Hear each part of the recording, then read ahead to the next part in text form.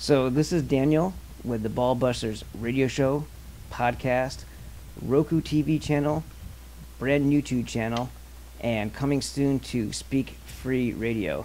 I'm here today with Stefan Verstappen, and he is an author of several books, including The Art of Urban Survival and The Master's Guide to the Way of the Warrior. Also, is it 36 strategies, Chinese? I always get that one wrong. Yep, 36 strategies of ancient China. Yeah, and he's been a guest on many, many podcasts, and he has his own YouTube channel that's very popular. Many, many videos going on, many, many years. Not to mention the fact that he's also a master of Kung Fu and studied in China, one of the first Americans to be able to do that, with masters that people who are in that world, they know by name, and they're recognizable people. They're legends in their field, and he was trained by these people. So, without further ado, Doctor, I would say Doctor because I was talking to Dr. Artist earlier. Stefan, tell us what is going on in Canada. My God. Well, the usual communist tyranny is being played out. There was a woman on YouTube, and she was in Canada. She was Canadian, and she was like terrified, and there were tears in her eye. And she said, I escaped Venezuela to come to Canada, and now I see what happened in Venezuela is happening here, and I'm terrified. So, well, look, I advise everyone to do some research into Venezuela. I think there's a YouTube video, Venezuela Prepper or something like that. First-hand account of what people had to live through. And this is what happens under every communist tyranny. The absolute unbridled corruption and increase in crime, and the government can decide everything on a moment's whim. They decide to take half your paycheck just because. They decide to take your house. They decide to close down your businesses. Whoa, look at what's going on already. They're already stop them, right? Yeah, and the absolute hell people lived through. It was like, and even preppers that had that 2 years worth of food stockpiled. Well, this thing went on for 10 years. It's still going on. There's no end to this communist misery that poor country has had to endure, and people are always hungry. And then again, like I said, the crime is through the roof because, just like here in America, they don't persecute or prosecute criminals anymore. Have you seen, the Black Lives Matter riots? Were any of those men arrested? No, but if you go and you peacefully protest on January 6th, now you're a political prisoner for the next 13, 20 months, Yeah, no, that's unbelievable. So and again, communism is a criminal mindset, and so they naturally make partnerships with criminals. So, anyways, that's what's going here. Now, the latest attempt by Adolf Castro, or some people call him Justin Trudeau, but he's not really Trudeau. He's the son of one of the world's worst psychopathic mass murderer, and that's Fidel Castro. There's no doubt that this guy's Fidel's son. Oh, yeah. Yeah, it's every time I look at him, I think they cloned Fidel. His mother did a tell-all book where she basically, brags about sleeping with all the Rolling Stones and everyone else she could get her hands on. Yeah, she wrote two books. Yeah. That, and confessing that, well, basically she's a psychotic slut. Right. No, but that's what she is. She's married, and then she's bragging about banging all these celebrities, and she didn't actually claim to have banged Fidel, but she does sing his praises and say what an attractive man he was, and how dynamic and sexy. And there's pictures of her holding his arm and snuggling up to him. And then somebody did a timeline of when Justin would have been conceived, and it turns out that 1 month period when Justin would have been conceived, they were on vacation in Cuba. Yeah, So, surprise, surprise. surprise, surprise. So we got a complete psychopath as a prime minister here. He thinks he's Mao Zedong or something like that. So the first thing he did was, or not the first thing, one of many things. The latest is the never-ending liberal desire to confiscate all firearms. Yeah. So on May 31st, he made an announcement that he's passing a bill that all handguns will no longer be allowed to be bought, sold, transferred, or imported. No more handguns. So I knew right away what this had meant. Now, I have a shotgun and a .22 rifle. I really wasn't looking to buy a handgun, but when he made that announcement, I thought, I better get a handgun. You see, whenever the government doesn't want you to have a gun, that's when you better get a gun. Right. You know, the minute the government is coming after guns, you know something terrible is on the way. So I went online and I ordered a gun, because you can order them online here, provided you have the proper license. And they make you do that a little bit differently there, right? Like you already have a license that goes along with you. That's right. Right. So it's not like you have to go to a NICS system or have like a background check so much, because it's basically already been done. Unless all something that's happened. been done, yeah. Right, right. So that's kind of a nicer way, I guess, in a sense, because you know you could basically get checked through that system every single time you purchase a gun here. Well, we are checked through that system every single day. Oh, okay. It's every single day. Every single day. That's right. Oh, so God. if your name comes up in a police report at any time, it's automatically registered at some central computer that has an algorithm that registers the names of anybody that's been arrested. And if you've been arrested, then automatically your license is revoked and the police will come and confiscate your firearms. So we have to pass a background check every single day. Now, to get my firearms license, yeah, you have to take a 2-day course, but I challenged the course, which means you ask to be able to write the final exam and not waste my time for 2 days trying to teach me stuff that I already know. Right. So, unfortunately, you are now no longer allowed to challenge the course. You have to take the 2-day course and pay, I think, the $250. I paid $50 to take the 2 tests. But anyways, at that time, I could still challenge the course. I wrote the test. I passed with flying colors. As a matter of fact, the way they wrote the test, whoever wrote it, the RCMP, the Royal Canadian Mounted Police, the kilted yaxman. Yeah, which is Canada's version of the FBI, or whoever wrote up this test, they made 2 mistakes, you know.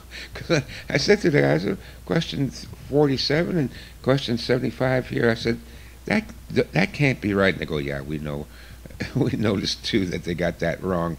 Anyways, typical government inefficiency, okay? They're writing a test, they can't even get the answers right themselves.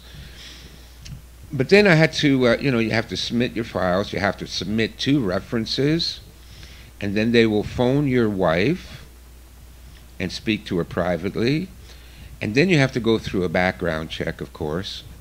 And because I had lived in California for 10 years, over the past 20 years, right, I had to get an FBI background check too.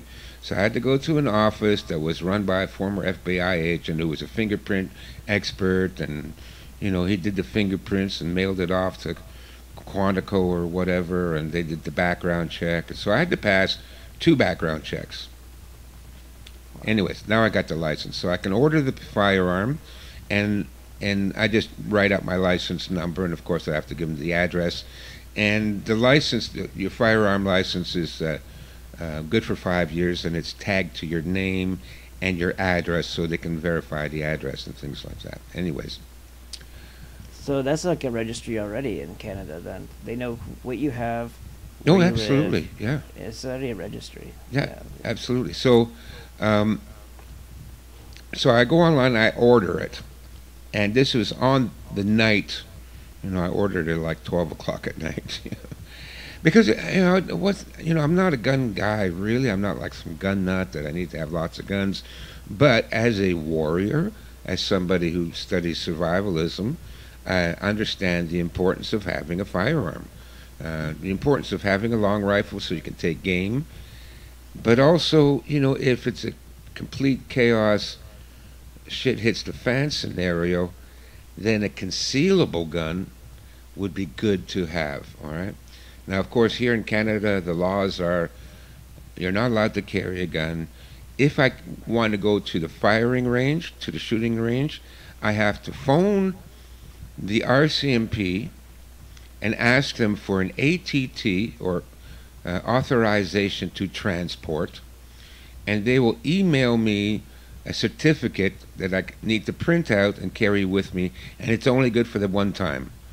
You know, so every time you want to go anywhere with your gun, you have to phone the RCMP and you have to get this certificate and you have to carry that with you. And you can only carry the gun between your home and the gun range. Don't take a detour, you know, because it's got to be on a straight line between your home and the gun range. And it's only good for that one day. If you want to go tomorrow and shoot again, then you get another one, you know. I mean, how long does it take for them to process one of those requests? Actually, it used to be pretty fast, okay? I'd get it in about half an hour. Oh, okay. But that was before. Now everything is different. So the next morning I get onto the gun site where I bought my pistol to see how many guns are available, and sold out. Oh, wow. I went on another half dozen guns online gun sales websites, and I checked the the local gun stores, their websites, what's in stock. Sold out. Now, from what I've heard is that in 48 hours, Canadians bought 60,000 handguns, where the average handgun sale in Canada is about 52,000. So in two days, they did more than a year's worth of handgun sales. Anyways, you now have to wait for what they call a transfer permit. Just right now, I know in the States they have a 2-week cooling off period, right, before they give you the handgun. Yeah, 10 days, I think, in California. Something like that, yeah. So it's been more than a month right now. I'm still waiting. Oh, you haven't received your handgun yet? No. You've already paid for it. It's all that stuff is already All the done, paperwork's done. I've already paid for it, shipping and everything, and is it because there's just a backlog that they're trying to work through all these? it's because there's a backlog. But I also suspect that they're stalling. I'm sure they are. You know, because that's the nature of the communist government here in Canada. They're spiteful, vindictive bitches. And they don't follow their own rules. No. Either. No, they're the government. Of course, they don't follow their own rules, right? So I'm still waiting for it. Can I ask you what kind you got? Was it like a Glock? Yeah, it was a Glock clone, cheaper model, Yeah. you know, Yeah, of course, yeah. 9mm. It's same size and dimensions as a Glock 17. Yeah, Springfield makes a good one, and I think Taurus has a good one too. Yeah, those are both pretty good guns. Yeah. You know, it does what a Glock does. So. Yeah, it's quite the log. So what's the loopholes and the jumps and the hoops and all that you got to do for ammo then if the gun is that complicated? Well, I can imagine it's expensive too. I would imagine. Well, yes and no. It's not that expensive. It's comparable to what goes for in the States, a little bit more. But that's going up. I was at a gun show about 3 weeks ago looking for ammo, and I bought like, what was it? Yeah, 25 rounds for 9mm for $25. Oh, that's nothing. And that was hollow points, right? Because no hollow points, no. Oh, they're just target solids? Just ball, yeah. Oh, okay. Copper jacketed ball ammo. Yeah, that is a little bit expensive because usually the 50-round packs are like $20-$30 here. Yeah, exactly. Yeah. So yeah. So, and I got some extra shotgun shells too. So. Do they limit your capacity for that? Oh yeah, blocks? absolutely. Yeah. So that was a couple of things that they came through with the gun grabbing thing.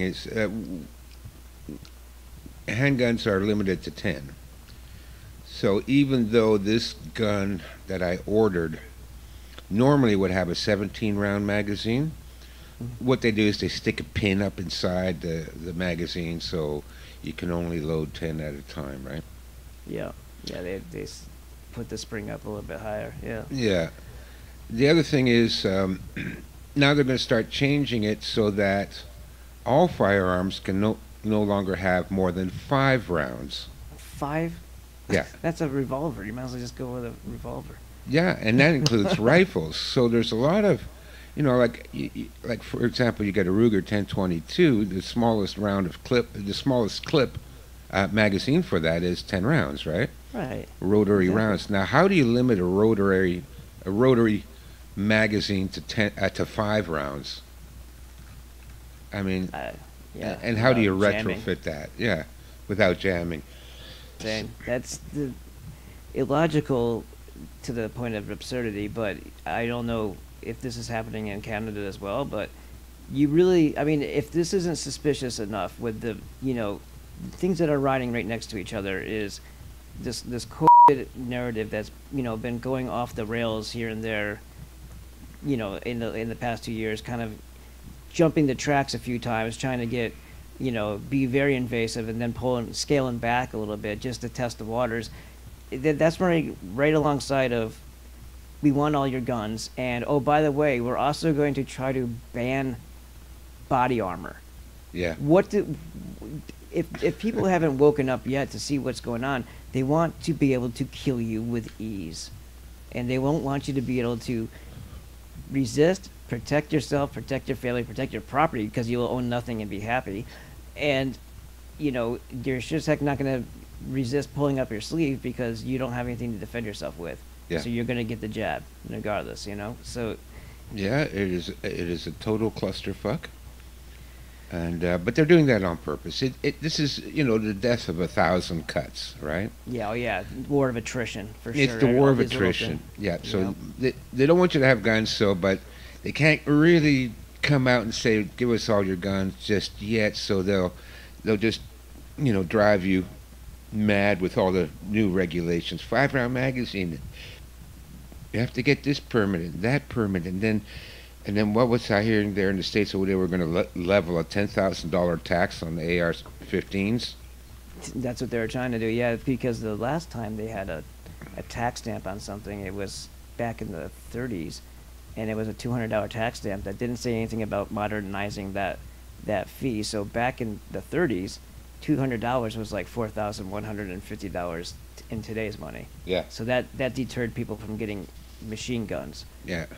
So, assault rifle's actual definition is select fire, which Yes. means you can either go from 3 round to semi-auto to full auto. There are none of those as is. So none of these quote unquote shootings have ever been with assault rifles, because the very definition of the assault rifle doesn't fit Yeah. for any of the guns that were used. Yeah, same here. There's no way you can get an assault rifle here in Canada. Yeah. I don't think any's ever been sold. So all this talk about assault rifles, they lie, but that's all they do is lie, and then they're going to, nickel and dime you. And anyways, they're just trying to make everything as difficult as possible. The next thing he's doing, he's bringing back the long gun registration. Now, it used to be when you bought long arms, so like a rifle or a shotgun, you didn't have to register it with the RCMP. As long as you had a license to buy it, the seller would take down your license number, and I guess they could go to the gun store and ask to see receipts to find out if you had bought a gun there. But it wasn't all computerized, and you didn't, it wasn't registered. So so you would have to actually go out and do that, like additionally, like specifically for that person, if you were inquiring. It would not already be there in the system. Now they're making you put it directly in the system so that it's there regardless if they're looking for you or not. Exactly. Yeah. Wow. Yeah. So now they had a long gun registry. They enacted it when I was in California, because when I came back to Canada, they said, "Oh, is this long arm?" Talking about my shotgun. Is it registered? I said, "No. Well, we got to register it." I said, "Since when?" I wasn't paying attention to Canadian politics. I couldn't care less about Canadian politics, especially when I was living in California. But luckily, a week after I arrived, the conservative government disbanded the long gun registry, so you didn't have to register it. Okay, so I went, okay, phew, I don't have to register my shotgun. I mean, they know I have it because I declared it in my customs sheet when I came into the country, so they know I got it. But at least it's not in the long gun registry because that was gone. Now Trudeau is bringing it back. So does that go retroactive for everybody who that already owns one? Does that make them all have to now become criminals if they don't go ahead and register their weapons? Exactly. Oh, yeah. Criminals overnight. They like to do that here with the ATF too. Yeah. So that's the situation now. The other thing that's going on here in Canada is they're not issuing passports in a timely manner. I mean, it's like really bad. Now, I had a lot of trouble getting my passport back in last October when I applied for it, and it was because then it was still under COVID, and the government offices were functioning at 10% their capacity, and anyways, it was a huge bother for me to get my passport, but I finally got it. But now there are people in front of the passport office sitting in chairs, and they're waiting 3 days just to get in. And they're still not getting their passports. But, again, this is what communists do. They don't want you to escape. That's why they shut down the borders between Canada and the United States. They don't want you escaping. The communists have, they're entrenched here. They don't want any of their victims getting away.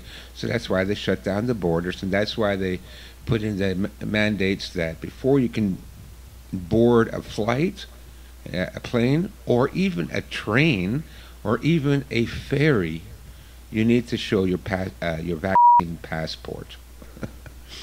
So those of us that don't want to commit suicide in a slow, painful manner and didn't get the jab, you can't leave the country.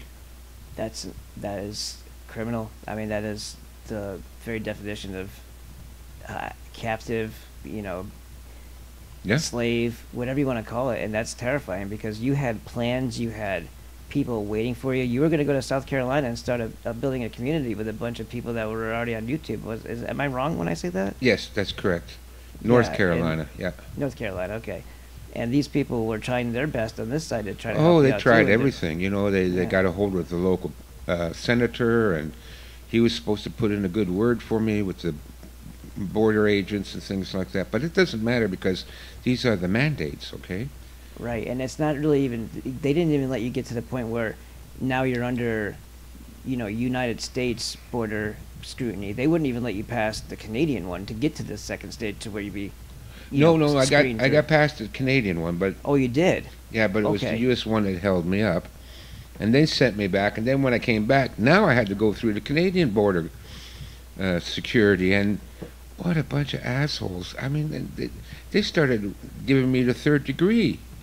And I'm saying, look, see there 2 blocks down, because there's like a quarter-mile difference between the Canadian security office and the U.S. security office, like a quarter mile. I said, I was just there. And, look at the timestamp, because U.S. Border Security gave me a letter to give to the Canadian Border Security saying that I arrived there at this time and I applied and I was denied and I'm returning to Canada. They're returning me back to Canada. Right? You were almost like Tom Hanks in that movie Terminal for a second there, huh? You were torn between 2 homes. You're stuck in the middle of limbo. No, I was. And then the Canadian, I said, what? He says, do you have any drugs or firearms on you? I said, no.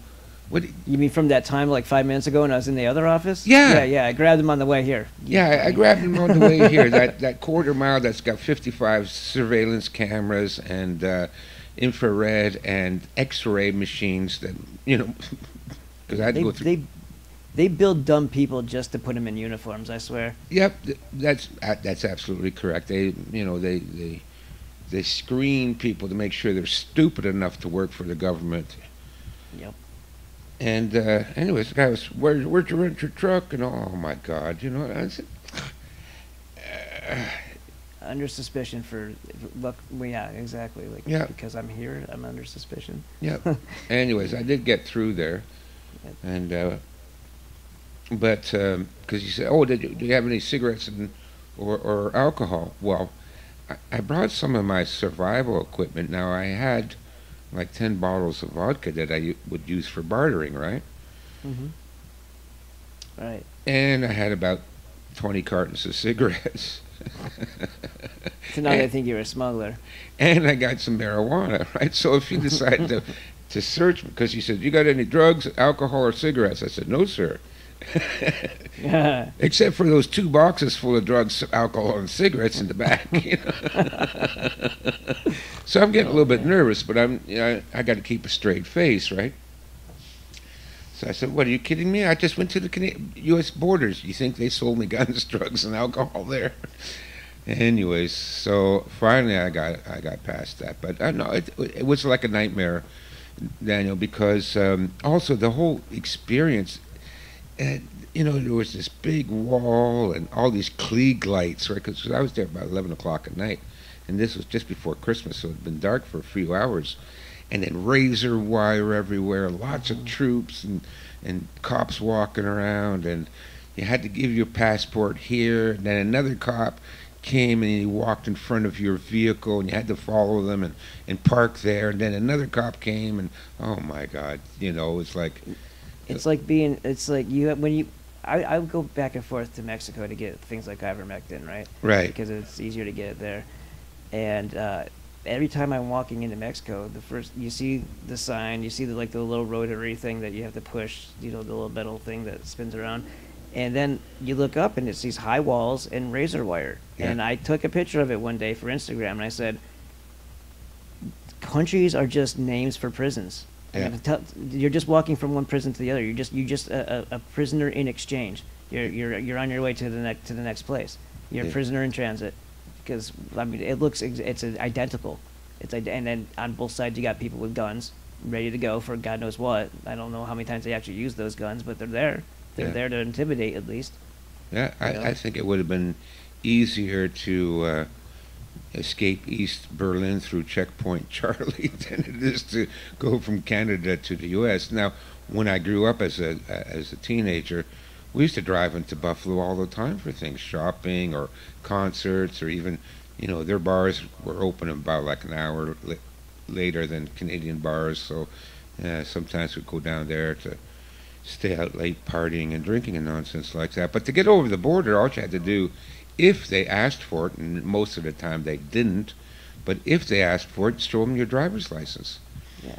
No passport, no visa, no car searches. You know, you just drove over. It took you 5 minutes to cross the border, and you know the border guards were set up like a drive-through Dairy Queen. You know, it was just. It wasn't, you know, just high security, all this kind of stuff, you know, police state. I remember going through there when I was, because I used to live in upstate New York, that's where I'm from. Right. It was either, so I had the option, 3 hours in either direction. So if I wanted to go to Boston, it'd be about 3 hours from upstate New York, Saratoga Springs. If I wanted to go to New York City, it was about 3 hours, just a little bit different direction. If I wanted to go to Montreal, it's 3 hours. So after going through all of them, I actually ended up liking Boston the most, but I went to Montreal quite a few times, and it was simple as could be. And I'm talking maybe in the 2002 to 2004 time. There was absolutely there's nothing to it, you know. Yeah. And I went up there. They had the casinos there, the little Quebec area, and all that stuff. And it was an interesting time. I had fun there, but it wasn't anything like I didn't go down to St. Catherine Street and see how many venereal diseases I could get or anything like that. I just I wasn't collecting those things for trophies or anything. So I had a limited amount of things that I could do there because I wasn't really big into drinking either. So I mean I did, but I didn't do a lot. So usually if I went there, I took a girlfriend or whatever, and we went to shops that were expensive so I could act like a hot shot a little bit, but. You could spend a whole lot more in Boston and Copley, more than you could in Montreal, for sure. Yeah. Out of all those choices, I would choose Boston, too. Yeah. So, present day, right now, we're talking about you're not ever going to be able to leave Canada unless they put you through the vaccine regimen. Am I right? Well, that's right, and that's why we had the truckers convoy up here, Mm-hmm. right? The Freedom Convoy, and because these same rules now affected the truckers. Not only that, they had extra rules. Not only did they all have to get the jab in order to, haul freight across the border, but they were also asking them to quarantine for 2 weeks once they crossed the border. I mean, how can you work like that? They're Right. long-haul truckers. You can't, you drop off your load and then you're supposed to wait around for 2 weeks before you can go back and pick up another. And They so, wanted you to be screening in between provinces in Canada too, didn't they? Like Mhm. there was going to be another hold up there, so it was like corridors, so it was like papers. yeah, It's like, my God. yeah. But that's what happens under, communist tyranny. I mean, it's classic communism. And people don't take that lightly, what he's saying there. These words have weight to them. These words have meaning. When he's saying communism, he's not being flippant. He's not just saying it because of being dramatic or embellishing. No, this is literally what he's talking about. It is communism. No, yeah, exactly. Thank you for clarifying that, Daniel, because it's not hyperbole. I'm not Right. saying it for effect. We are in a communist regime, and with all the dangers and misery that entails. And, Canada is like that now, but, they're working on the same agenda there in the U.S. Right. So, And the only difference really being is that the socialism was a little bit more part of the culture a little bit sooner in Yes. Canada, so it's a little bit easier to slip right into it. And I mean, we haven't, well, at least they haven't declared in writing or on TV yet that we've sold all of our natural resources to China, and that's why we're not using pipelines. But I mean, they did do that in Canada, right? Like all of your natural resources, your minerals, everything have been basically they sold did the to same China. thing. Yeah, they shut it all Yeah. down, right? Yeah. Canada has oil fields that would be able to supply both Canada and the U.S. with enough fuel oil to last 150 years. Yeah. But they shut that down, so all those guys are out of work there. This was out in Alberta, and they're very unhappy about it because that was a good business. It was a good industry. Guys that worked in the oil industry made good money, $35-50 an hour. Yeah. And that fuel, like I said, it could have run Canada and the United States for 150 years. They shut it down. As a matter of fact, they burned down the town. They burned it down. They did it on purpose because I was in the town. This is Fort McMurray in Alberta, which is the nearest town to the area that they call the oil sands.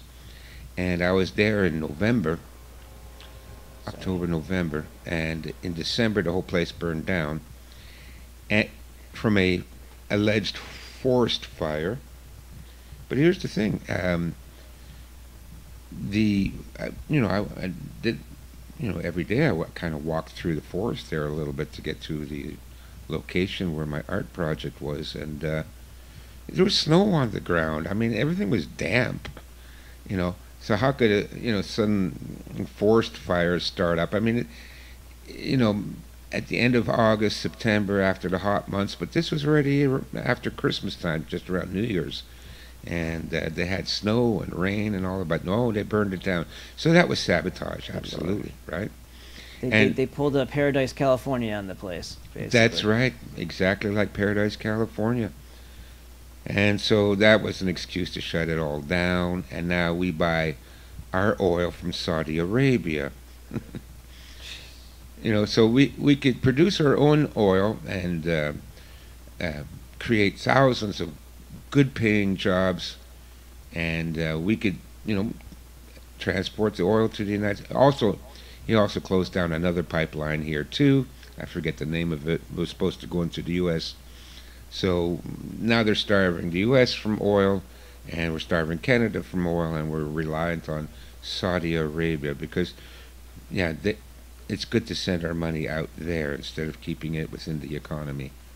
The Saudi royal family, that bloodline, goes back to like the 1600s, the same cast of characters, and they were all messed up with the Sabbatai Zevi, Yes. which was the guy who basically reformed and converted half the Jewish population of that time frame, which was they said like 2 million Jews were around on the planet, and 1 million of them decided to just abandon their traditional Judaism and go with Sabbatai, who basically told them to do everything in the opposite. Yeah. So that was the doctrine of inversion or redemption through sin. Yeah. So yeah, that's, with orgies and pedophilia and yeah, murder and all it's that. not it. Yeah, it's not even just like, okay and sanctioned. No, they consider it a duty.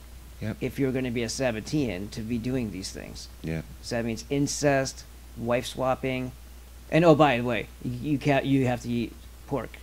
It's like, of all the sins, is that really the worst one? Yeah. Oh, gasp! Meat's back on the table. Jeez.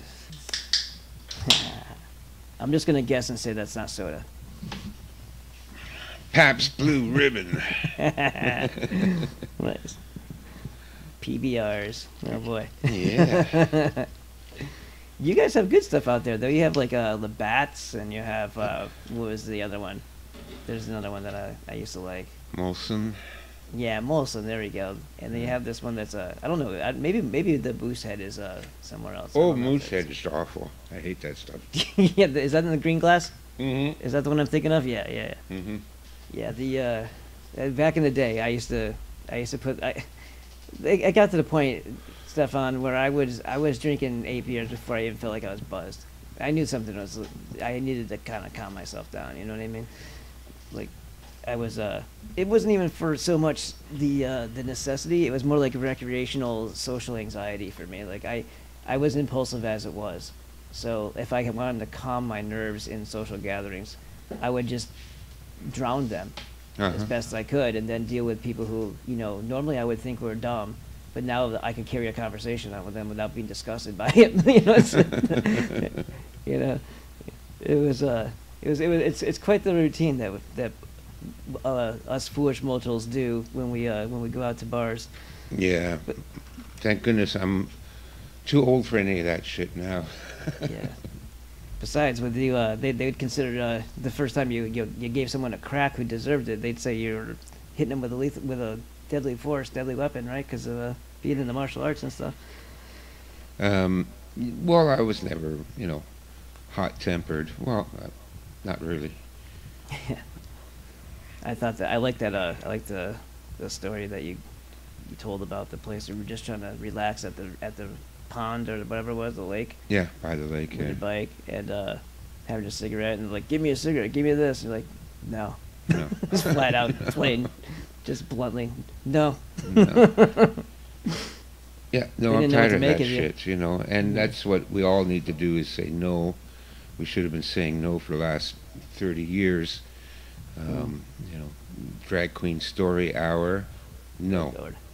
No, we're not putting up with that. Stop it. But anyways, all of this stuff, I was telling somebody the other day, I said, if it wasn't for the fact that Americans had guns, half of you would have been dead by now and the other half would be in concentration camps. The fact that Americans do have guns is why you're still walking around, because that's what they want to do. They can't wait.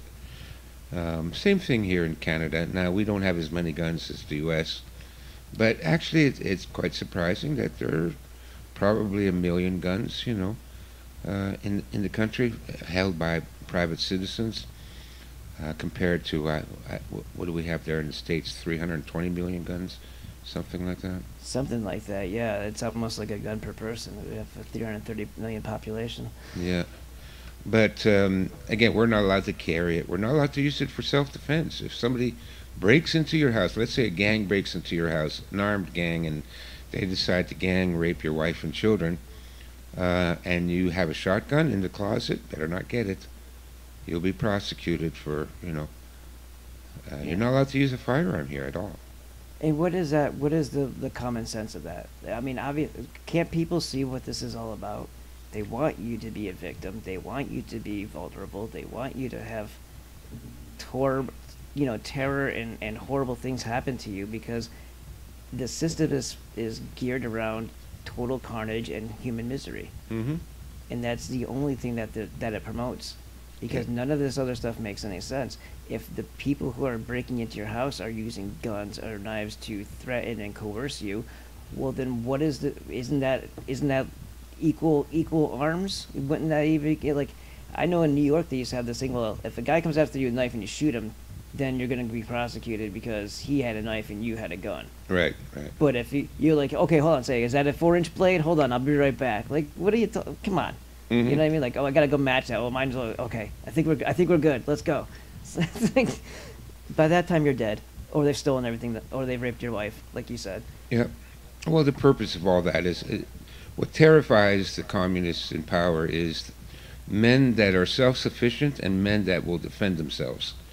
So they want everybody weak and compliant. So if you get it into your head that you will defend yourself against crime, and by the way, the police cannot defend you against crime. They've done numerous studies that go all the way back to the 1920s, and each study showed that police do not prevent crime. Are you talking about Canada or just all in general? Because I know that's the same thing here. Like they even say that their stated purpose isn't to do that, is to enforce what do you call them? Municipal corporation policies. Yeah, that's it. Yeah. No, I'm talking about the U.S. because when I was doing this study, my audience is mostly the U.S. anyways. Yeah. So anytime I do statistics and things like that, I look into what the U.S. is doing.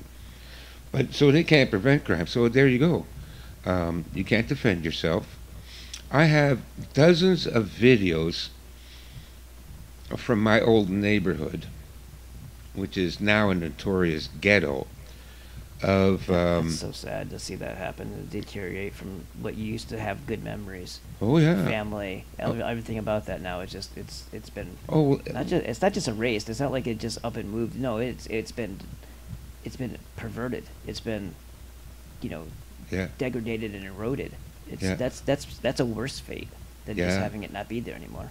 Yeah, it's like Lord of the Rings when they go back to the Shire, and the Shire had been under evil control, and it's all, completely destroyed and degraded and degenerate. That's what commies do. Anyways, so my old neighborhood, look, when I grew up, it was like Huckleberry Finn. It was nothing but farm fields and ponds and rafts and creeks, and we spent all our time exploring the forest and building tree forts. And now you go there, it's like Training Day, the movie. It's just all concrete and built over. All the trees are gone, the farms, the ponds, everything been ripped out and paved over, and now it's populated with recent immigrants. Because when I grew up in Canada, I never saw a black person. Never. Nowhere. Not even downtown or anywhere. Now you go to this neighborhood and it's the ghetto, okay? And these guys are all taking videos of themselves, idiots that they are, showing off their guns.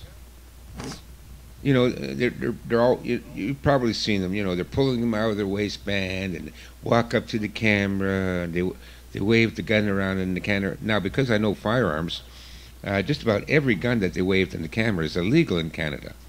You can't own a .380. A lot of these guns were .380s. You can't have a magazine greater than 10 rounds. These guys were flashing Max with 20-round magazines. You can't have a barrel shorter than 4 1/4 inches. These guys had, concealed carry with 3-inch barrels. So all these guns were illegal. Huh. You couldn't have bought them in Canada even if you did have a gun license. Yeah, there goes your gun laws, by the way, because they're not buying them.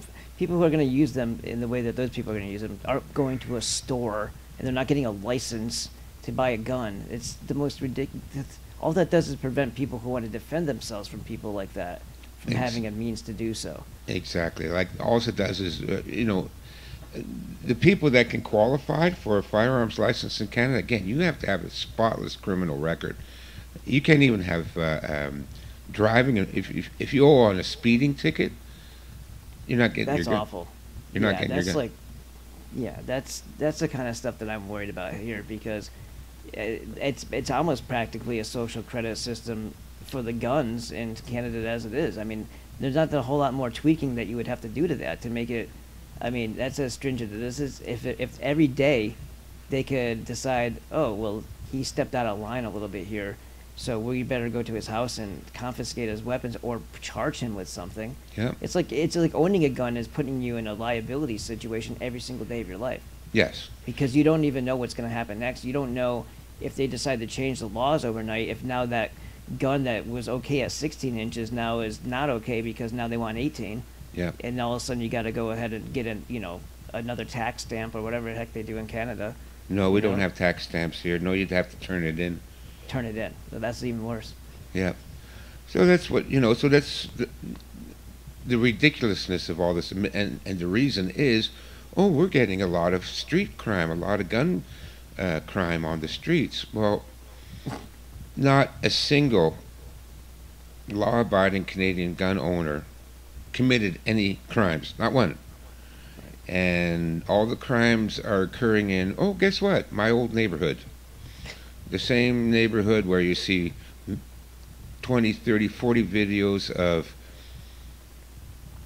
people of color walking around showing off their stupid ass guns, Should I assume that these people are more like like Somalian and things like that? Like they're not like coming straight out of, inner city gang land, New York, America. They weren't already there. They're being transplanted because they're refugees. Am I right? Most of the time. Yeah. Yeah. Yeah. Mostly Jamaican, and Jamaicans are no joke. They are some ruthless gangs. Oh my God. Oh yeah. Oh yeah. They're nasty business, and Somalians, and then a scattering of Nigerians and Rwandans, and so we're talking about blacks, and so they're the ones that are, guess what, doing all the crime. Shock, horror, what a surprise. That's why you're not going to hear about it, because it doesn't fit the narrative. Oh, you're not allowed to talk about it, of course. And when I was up at that small town there in Alberta, Fort McMurray, and I was there as one of 6 other artists exhibiting for their art festival, and the mayor of the town invited us to dinner at the Keg, which was a nice steakhouse. The last time I had a decent steak, which was 6 years ago. And so we're all sitting around the table, and I asked him, I said, how come every bus driver in town is Somalian? And he says, that's nothing. He said, did you know our town has the most shootings per capita of anywhere in Canada? And this is a small town so far up north, you're almost subarctic, okay? What's the appeal to the people with a completely different, climate and culture? What is the appeal to go in small town Canada? Yeah, there is no appeal. That's where the government sent them. So Right. the government pays for their rent and pays the money and education and health care, and so they take in a Somalian family averages about $48,000 a year in government benefits. Jesus Christ. Yeah. And what do we get? And that's to do nothing.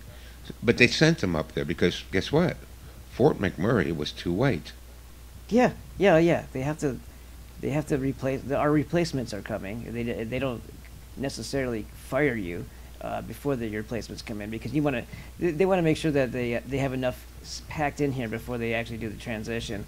Like what's going on in Yuma is absolutely insane. I live here, and there's hundreds of thousands, but when the church group that I know, with this woman Gloria, used to feed the homeless people on weekends with her church, people, they would have a pickup truck full of these pre-made boxed, the little styrofoam box meals, and they would hand it out, and there'd be 20, 30 people at the most.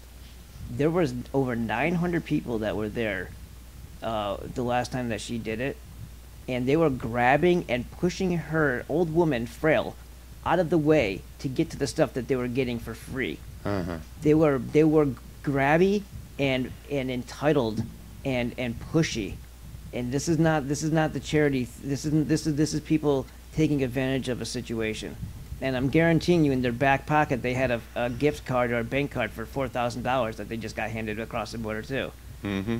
These people are, it's despicable, because all the people that are coming over, and then like with the Somalians, like the people that were the bus drivers in that story that you told, those ones are probably trying to flee from the people that came with them over here, because there's a lot of turmoil in Somalia. Some of them were running, some of them were chasing. Oh yeah. Just to start their wars here, Yeah. you know, with the same people, with the same prejudices that they had in their own country. Yeah, so I asked the mayor, I said, that's ridiculous. I can't believe you have more shootings per capita than anywhere in Canada. I mean, more than my In a old... tiny town. Yeah, this little tiny town that used to be only a couple of Eskimos lived there, you know. And he says, well, they don't report it. And he says, and also, they don't report it if the shots don't hit somebody. And he says the Somalians are really bad aim. So even though they're driving up and down the streets and shooting at each other, they actually don't manage to kill too many people. And he says there are 6 Somalian drug gangs operating in the town. 6. And Well, they better send them more people, because that's not enough business to go around if it's a small town. well, you know what happens is like people did make a lot of money there when they were working on the oil fields. And you know how it is when small town, middle America, and they got a few extra bucks, then it doesn't take long for them all to start getting onto drugs, right? Oh yeah, yeah. And it's the scourge of the Midwest, you know, the OxyContin and the fentanyl, and every small town is ravaged with drug abuse, and all done on purpose, of course. And you know on the flip side of that too, Stefan, when you have industry in a small town like paper mills and things like that, you know, and then all of a sudden all that stuff gets outsourced to other countries where they can pay people a nickel a day, and those things dry up, you have the same erosion of values and crime and drugs in small towns that used to flourish because they had enough industry there to keep people, you know, gainfully employed. Exactly. Like that happens in upstate New York around the Hudson River a lot. There was a lot of paper mills. There was a lot of logging stuff going on. There was, you know, fisheries, all this stuff that just basically got tossed to the side. And I can tell you, like, Stillwater Mechanical, but I mean, look at Trenton, New Jersey. Their motto used to be, "It's made in Trenton." Huh. Now that place is like a war zone, and it smells like, you know, human feces. Yeah. Yeah, I The know. Garden State turned into the toxic waste state. Yeah. Yeah, no, and well, that's the fate of all these small towns. Most of them sort of arose around one big primary industry, like say a coal mine or Yeah.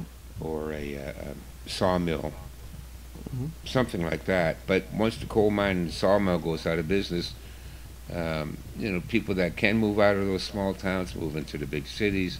People that are left behind are bored out of their minds. They got nothing to do. They got no money. They got no future. And, well, then crack starts to look good. Yeah, right. And so there's a place called Gloversville, New York. Can you guess what they used to make there?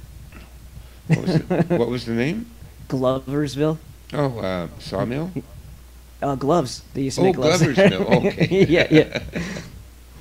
Yeah. Yeah, and it's I'm sure it's just coincidental that cocaine costs a lot of money, right? Crack apparently is like 10 times as potent, made with the same material, and it's dirt cheap on Mhm. purpose so that people get addicted and they can destroy their families and all that good stuff. Like that was what they were utilizing to destroy the black community that used to have family values. They used to be more like the Huxtables, you know? Yeah. It's Yeah, just, no, it's all part of their evil plan to destroy Western civilization and really target people of European descent, too. They want to get rid of us really badly because, you know, throughout history it's been Europeans that have fought against tyranny. It was Yep. Europeans that ended slavery. Nobody seems to understand that. It wasn't the Chinese, it wasn't the Africans, it wasn't the Mexicans, it wasn't the Indians. None of these, it wasn't the Arabs, none of them ended slavery. It was Europeans that ended slavery. And now we're going into a slave system again. And the powers that be don't want us around because we tend to fight back, or we used to. I don't know what's happened. Yeah, I don't know what's going on with people these days. I can't imagine the people that you see on TikTok crying about their problems being somebody who's going to resist anything. Exactly.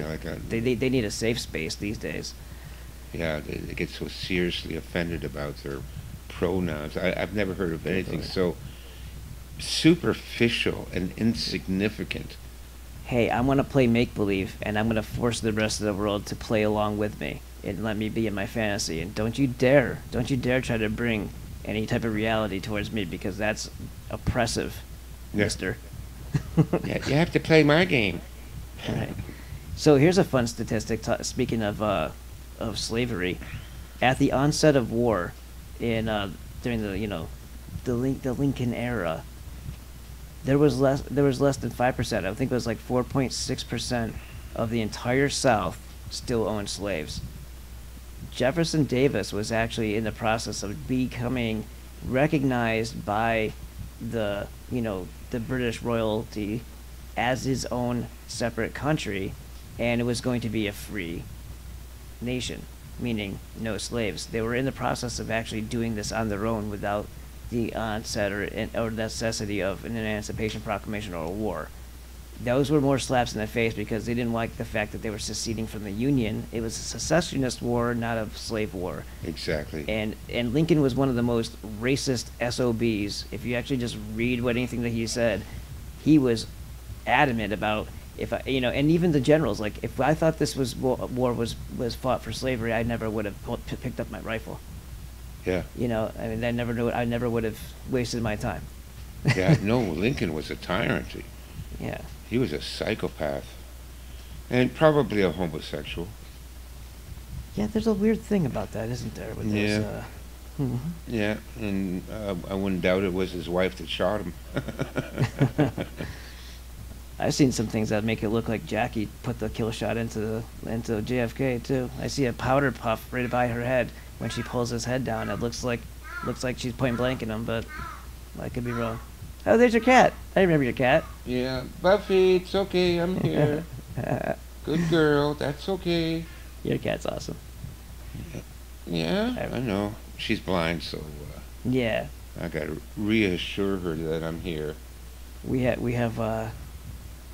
saved a bunch of cats because somebody next door was hoarding animals, and they were pregnant, and they were left out in the 110-degree weather here in Yuma. So we started rehoming them. I got them all fixed. I spent like $1,200 getting them all through their process. Yeah, there was 2 litters. So, and then we finally got that one fixed. So you couldn't do it in between while they're, giving birth and stuff like that. So we had to wait, and then she had been getting knocked up again. So anyway, they all got homes, but we had a couple stragglers that stayed with us, and one of them sounds just like your cat when it meows, and it's like incessant. Like, it won't stop unless if you're in a different room, you have to walk all the way across the house. Yeah. To go get the cat and pet it. If it wants food or if it wants to go outside, it's just like whatever it is, it's not going to stop until it gets what it wants. Yeah. And it's monotone, meow, meow, meow, meow. It's like, oh my God, can you take a rest? Yeah. Yeah, no, she's really old, skin and bones, and she's blind as a bat. Oh, that's sad. Yeah. Yeah, I'm hoping she'll pass soon because she's, and then she's pissing all over the place. It's really. That sucks. Yeah, that sucks. Not that cats have to worry about dignity, but I mean, it's sad to see something. Yeah. It's suffering. It's like. Well, seems happy you enough. probably treat her well. I'm sure you treat her really well. So. Yeah, she's okay. So Stefan, if there was a takeaway, from the lessons that you've taught in your books and in your community building, what do you think?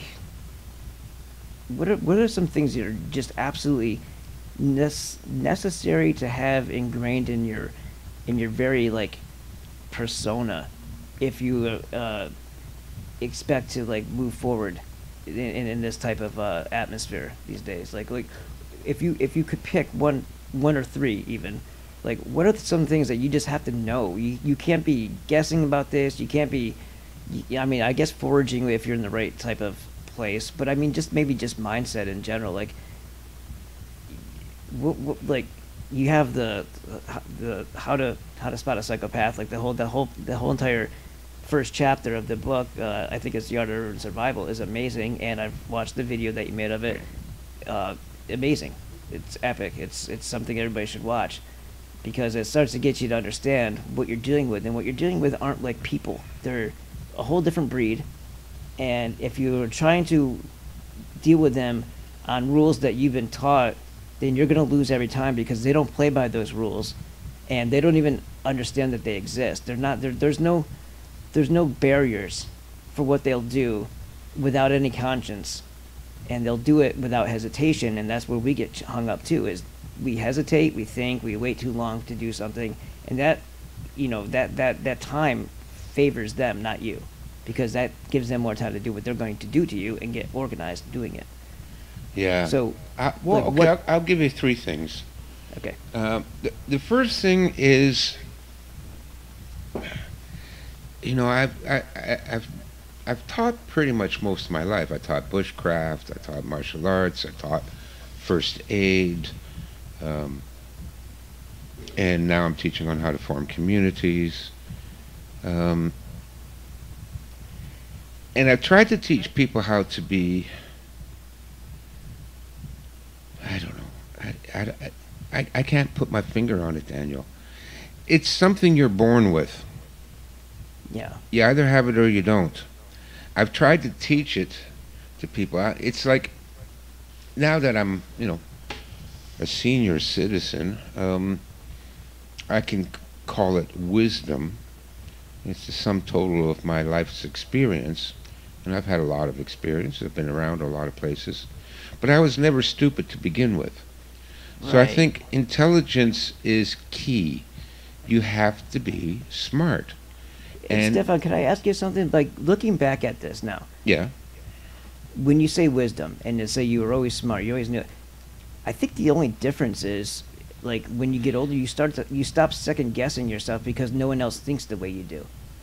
You start realizing that they're inherently, like, constantly wrong or off the mark, and you stop second guessing what you inherently and in your nature already know. Exactly. Am I right? Yes. It's not like something that you just acquired one day. It's just you stop trying to convince yourself that you weren't right about it. That's right. That's exactly right, Daniel. It's maturity now, and I've always been a humble person, as you can tell, and so I would always try to see other people's viewpoint, or I would listen to their opinion, or I would try to encourage them and all that. But now that I've reached this stage in my life, I don't tolerate fools lightly anymore. I mean, the fact of the matter is 80% of the people I meet are just dumb as a box of rocks. There's nothing there. They will not survive what's coming, and they cannot do anything. It's like Gurdjieff says, these people cannot do. They're machines. They can't think. They can't improvise. They can't be creative. They can't build. They're just things. They're machines. And so liabilities for people who are trying to survive too, because they'll bring everybody else down to their level. Exactly. And that's okay. Society can tolerate those people for the last 40 years because it was a pretty safe country that we lived in, and they weren't quite ready yet to pull the trigger. Yeah. They set everything in motion. Exactly. And so we could tolerate them, we could support them, but now facing the horrors that are coming, these people are a liability, and I just hope they go out and get their jabs, and then we'll be rid of them. But I don't know what it is, but for those of you that have, well, I do know what it is. It's a soul. Yeah. It's a soul. Well put. Well put. Now, you might be a misguided or a lost soul, but you need a soul. And these people are soulless. They're just, I don't know. I've tried to train people. I've tried to teach people because I mentored many people as both a martial artist, but just as a senior guy now. I'm an old man, and it's the job of the elders. A lot of the communities call me one of the elders, just like in the Native American tradition. And yeah, I'm one of the elders now, and I would like to be able to teach people, and I do, and I try. But the number of people that actually get it is very, very few. And they get it only because they already had a soul. And they needed somebody to talk to that soul. That's the thing, Stefan. The people that are going to get the most out of you were waiting for like a good book. It finds you when you're ready for it. Mm-hmm. Books seem to find you when you're at that time in your life where you're gonna get the most out of it. It's just, I don't know why it's the way it is, but for me, I find that to be true. It's the same thing. If no one ever talked to that side of the person and spoke their soul, because everybody else is working on that superficial level, the people who have it, it doesn't go away. It just is waiting for that time that it's gonna be nurtured, and it can go out, absolutely, and it can be stomped out. But a lot of times I see people who have risen above like bad families. They don't look or act anything like their counterparts, and they basically have become who they are in spite of their conditions, not because of them. Yes, in spite of it, exactly. Yeah. Yeah, and that's where like, there wasn't love. If there wasn't love from the people that were supposed to love them, they found it in like a mentor. yeah. And that was that one person that made the difference in that person's life. And if you can be that person for somebody else, Stefan, I mean, that's your legacy. Yeah. I mean, what else can you ask for? Well, that's what I try to do, not to blow my own horn. But you see, I believe in the principle that Gurdjieff taught, that our purpose on this world, on this planet, is to grow a soul. That everyone is born with a seed, a spark. And if you feed that spark, it will grow into a soul. But if you don't feed it, instead abuse it and starve it, then you die inside. Long before the body is dead, these people are already dead inside. So that spark, Gurdjieff called it magnetic center. Well, That's beautiful. How do you feed that soul? Well, here's how you feed it. Nature. You have to go out in nature. You have to be part of the forest, part of the lakes, part of the look at the sky, look at the moon, look at the sun. Nature will feed your soul, right? The other thing is art. So poetry, painting, music, but quality art and music, right? Gurdjieff said that art that's created by what he called man number 4, which is somebody that has reached a certain level of development in their life, right? Most people are man 1, 2, and 3. They exist through a very narrow view of the world.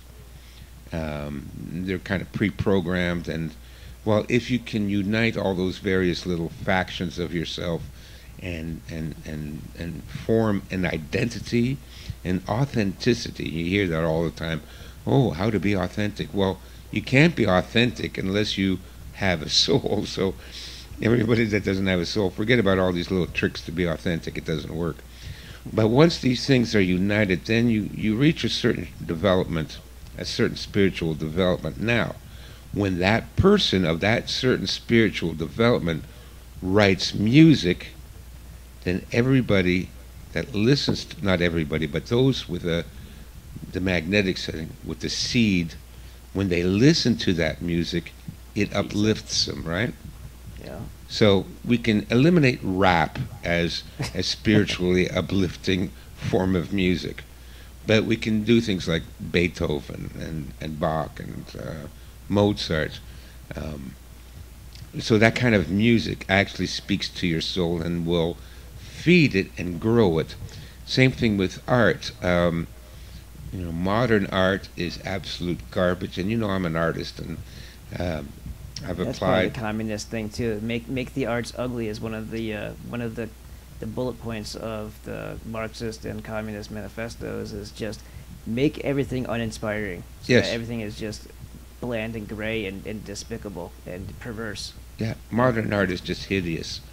So, but you watch, And that's why it's promoted, because they want it to be appalling to people, and then make that seem like they want to make the ugly into the what they consider a value. Yeah. To erode the society's values itself. And of course, ugly art degrades the soul. So you expose yourself to this stuff, it doesn't Or lift. nonsensical corporate art, where it's just a block and a cube and a freaking circle and whatever the hell wire they spun around. What is that junk? Oh, it's such garbage. I can give lots of examples, but so that kind of art degrades you, and it actually sucks the soul out of you. Right. Yeah, it goes in the reverse for sure. It's a vacuum. But good art like Da Vinci or Michelangelo, the Sistine Chapel. And I was in the Sistine Chapel. It is pretty spectacular, that kind of art. And I've seen paintings by good men, good artists, that when I see it, I cry. It just brings tears of joy to my eye. Like Thompson and Van Gogh, Van Gogh was a lunatic, but he was a lunatic because he was trying to grow a soul in a mad society. But he expressed his soul through his art, nevertheless. And so the torment is part of it. It's part of the journey and the path, and he expressed that really well. Exactly. You know what I mean? An expressionist. Yeah. Yeah. And the famous painting Starry, Starry Night. Now that was painted near Avignon in southern France, and I was at that spot when I was just 16 years old, on a starry night, and so it absolutely spoke to me. So when I look at that painting, I know what it felt like, I know what the temperature was, I know what the air smelled like. It's like a time travel. It's like you experience what the artist is experiencing. That's a more personal, connection to it, because you're familiarizing yourself with the very atmosphere and environment that person was in at that time. That's a beautiful thing. Yeah, one of my favorite painters is Thompson. He's one of the group of 7 of Canadian painters back in the 1920s here in Canada, and he painted in Algonquin Park primarily, which is where I used to teach bushcraft, and I've canoed through Algonquin Park many times. It's like a national state park. And I look at his paintings, I cry, because I know exactly where you were. I know what time of day it was. Anyways, so art and music and things like dance and martial arts. Yes. And architecture, I was in the Forbidden City, and I know I'm sounding like a sentimental old fool, but I had read so much and studied so much Chinese history that when I finally was able to walk in the Forbidden City, in the Imperial Palace, again, tears of joy are coming down my eyes. But you go in downtown in any major metropolitan city and you look at this concrete hell, and it's just soul destroying, right? Yeah. So that's the principle by which I work. Now I'm close to a family here. They don't have a grandfather, and I don't have grandkids. And so I practice what I preach, and recently I bought everybody a gift. So the one girl, I bought an acrylic paint set, because she seemed to be artistic. So again, I'm feeding that part of them, right? I'm trying to encourage them. The other girl seemed to be interested in music, so I bought her a Chinese flute. And the 2 littlest kids, they're 4 and 5, boy and girl. The boy, I bought a nature explorer kit, right? How cool. So now he's always going out in nature. And the little girl, I just bought her a little bunny hand puppet so that she can use her imagination, right? But this is what I try to do with people around me, and the same thing with my students too. Yeah, I teach them martial arts, But then every once in a while I'll throw a curveball their way and say, okay, today we're going to learn how to find your way out of the forest when you're lost. Yeah. Yeah. So we got to encourage that. I try to encourage it, and I do it through my videos and so on. There's people that resonate with what I do. That's because they already have a soul, and you know me. I'm not selling myself all the time. I'm not trying to make this a popularity contest. Oh, look at me, I got so many subscribers. You'd rather all those subscribers that you have be real people. They're real people. You know what I mean? And that's Yes. what makes it matter. And that's what, same thing with my small business is like, I make only so much that I can make because I'm one person making all of it, Rebecca helping. And I'm not trying to put it into a machine and make, mass production, because that's not who I'm serving. I'm serving the people who appreciate the fact that a family made this by hand for them. Yeah. And it's just the same thing. Like, I'm putting a lot of myself into this stuff. I'm putting a lot of my time, effort, my passion into it. Yeah, I can I tell want that to be appreciated by the person who gets it. Yeah. And I want that to be a connection that I'm giving to the world and giving it back and then getting it back. You know what I mean? And I love the fact that you said that you actually paid attention to the interests and didn't just grab them something and say, here's your square peg, but here's a round hole, and let's see if I can try to cram. No, you tried to match what you thought they would be most interested in to nurture that, rather than try to say, well, this is what you should do and this is what you should do. You like to play drums, well, here's a guitar, and you didn't say it like that. You tried to understand and learn who they were first, and I believe that is right then and there. Like, not a lot of people even consider that because they're too busy looking at society and saying, I need to make myself and my family follow along with what everybody else is doing. So therefore, if they're pushing something in society, I need to push that on my kids.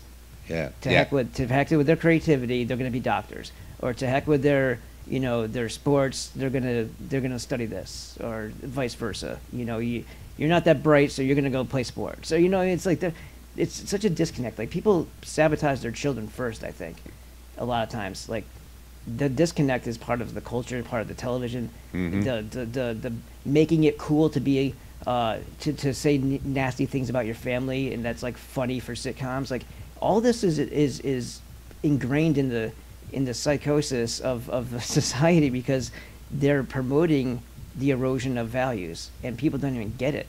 They just go along with it because it's the hip thing to do. And with social media, my God, it's a lot easier to program people quickly, so that you can tell that half the things that people say, they're expecting that automatic response that other people get. It's like that oh, did I not please you? Because that's what the world is telling me that you would want from me, and I'm going to push that on my family and make them that thing.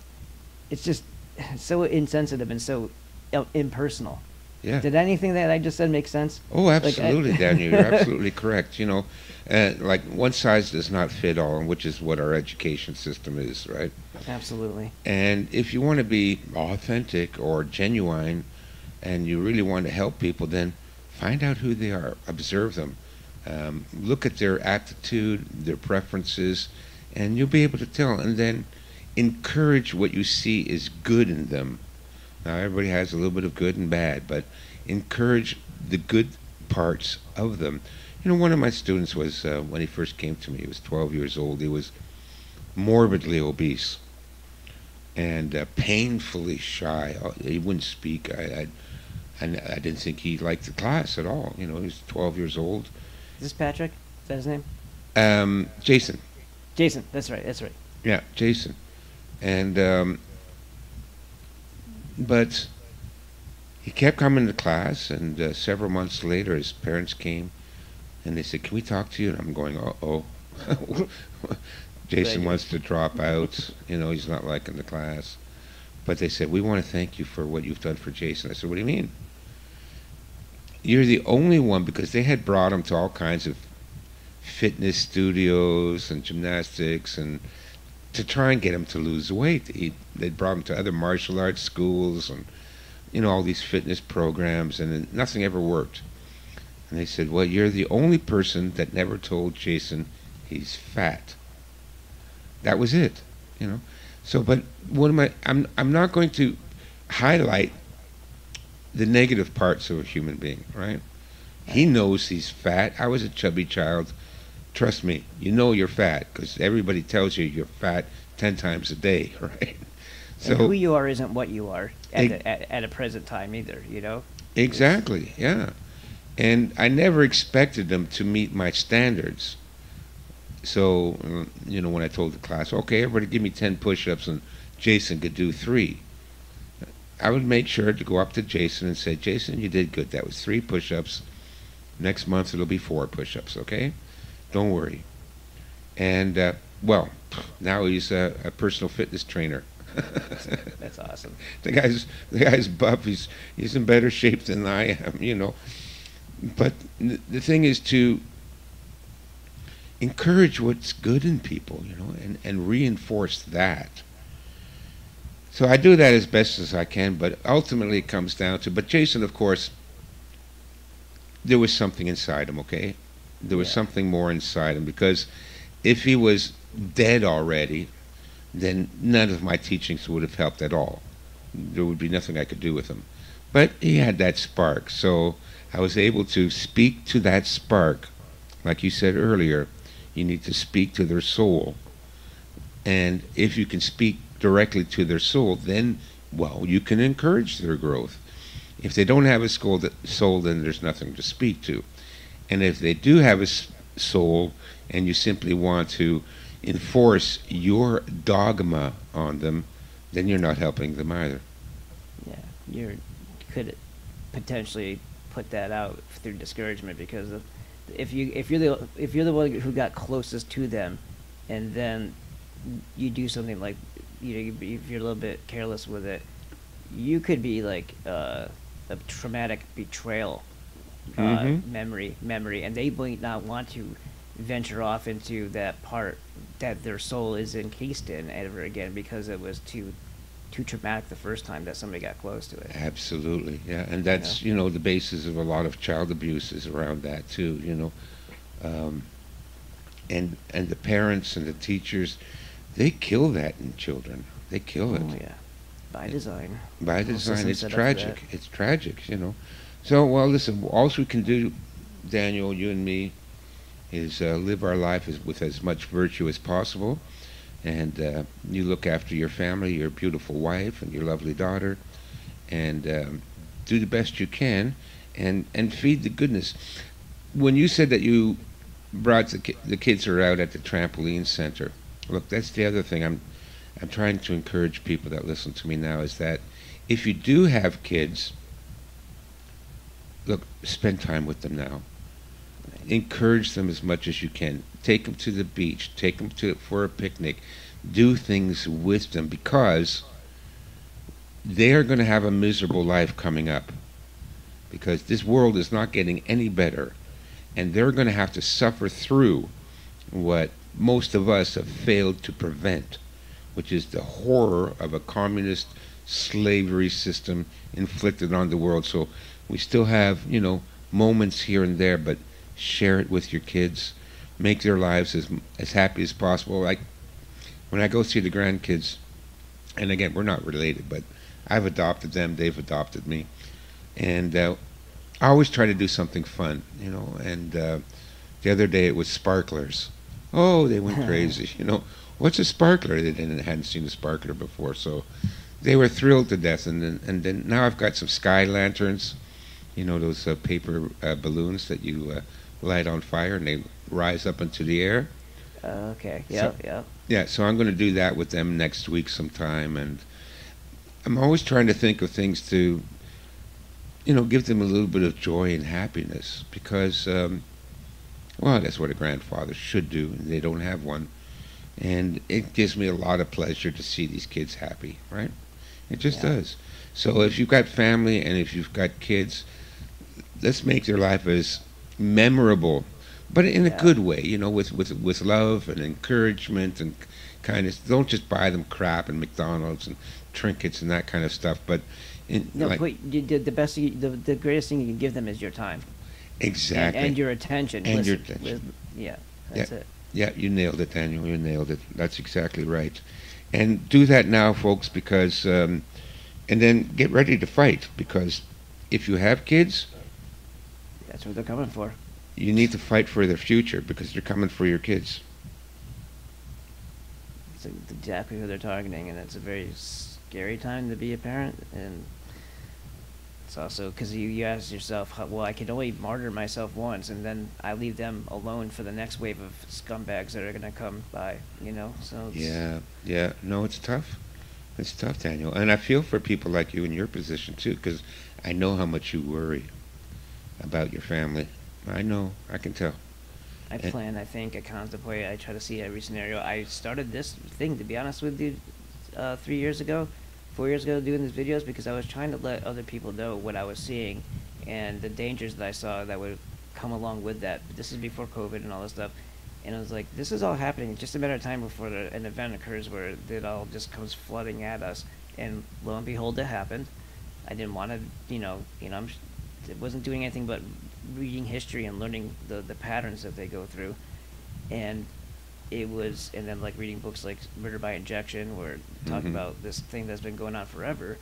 And it's everything that we ignore is only it doesn't go away because you stop paying attention to it. It's right. Getting worse, it's getting stronger, you're getting less able to defend yourself from it because of the time that you're allowing it to get set up and ready to actually come after you full force. And then what are you going to be caught off guard? And then what did you do? You failed your family? Yes. Yeah. I came onto these videos because I wanted people to say, I didn't want to be the only one. And I didn't want to feel like the lunatic who's, chicken littling the world either, but I just wanted, how do we do this if not together? Yeah. There's no way we can. No, we have to unite. We have to work together. And listen, whether you want to or not, we are all going to be facing a serious shitstorm. And so the better prepared you are, the stronger you are. And especially if you've got family. Where I am, there's it's a small town, and there's a lot of family, and you see mothers walking with their kids, and the kids playing in the park, and they're adorable. They're so cute, these little mini human beings, like they're just running around and they're exploring and riding their bicycles really fast. And the dogs are running around, and the cats, and it's beautiful. It's it's like a scene from a or a painting from a Rockwell painting, right? Right. It's wholesome. It's wholesome, and it does my heart good to see wholesomeness. Oh my God! Especially in this degenerate, degraded world that the mainstream media and the governments have provided for us. I think they know that a drop of positive can erase like pages of negative, and that's why they try to make everybody scared 24/7, because they know it takes very little input for maximum. It's like what they call minimum input, maximum output. That's what positivity and wholesomeness and goodness and togetherness and family does for people. Yeah, you can go a long way on just a little bit. Yeah, So I said I was going to give you 3 things. So the first one is intelligence, wisdom. And again, that's really dependent on genetics or how many previous lives you've lived or whatever. I don't know. It's something, but it's random among the population. Okay. Yeah. I can never get too elitist. Saying, "Oh, I come from a great family line," but no, I don't. Most of the people in my family are assholes. They've always been assholes. And I'm the only one like me in the whole family. So how can I say I belong to some elite bloodline or something like that? I don't. Yeah, I'm a Dutchman. I'm 6'1", blonde, blue-eyed. So I'm the Aryan ideal kind of thing. But I don't take any specific pride in being an Aryan bloodline. The Germanic people were being wiped out by the power elites for some reason. Oh, yeah. There's something about the Germanic people that they either felt threatened by, or it's an old war from a a previous cycle of mankind, but they definitely had a gripe with them because they throughout World War I and II, they were marked for extinction. Yeah. And even after the war, 3 And years we're worth of starving people. Oh yeah, yeah, that was terrible, terrible. And we're marked for extinction now. Yeah. So, all right. So the second thing is your heart, your spirit. So, well, all three are sort of an expression of your soul, your intellect, your heart, and your body. But the heart is your passion. Right. So you have to try and stay positive. It's really hard nowadays.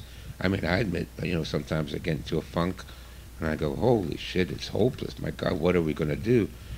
And then I get angry, and I want to go out and shoot them all. Vlad the Impaler comes to mind. I want to leave examples hanging flowing in the breeze so that they know what's going to happen to them if they mess around. Yep, I want a forest of severed heads on stakes, But still, we need to maintain a positive attitude still, and try to love as much as we can. And then the third thing, of course, is the body. You got to be strong. Now, you add them all up together. You're wise, you're passionate, and you're strong. Those are the three tools. Those are the three aspects, I would say, will get you through. Because we know that even if you have no preps, no weapons, no supplies, if you're resourceful and you're wise and you're passionate and you're strong, you will still survive. You will get the preps. You will get the things that you need. You will still be able to eat. You'll still be able to figure out a way to put clothes on your back and find shelter and all those things. Adaptation. You'll be able to adapt to your situation. Exactly. That's adapt to your situation. Yeah. Yeah. Adapt and overcome. What is that? The motto of the Marines: improvise, adapt, and overcome. Yeah.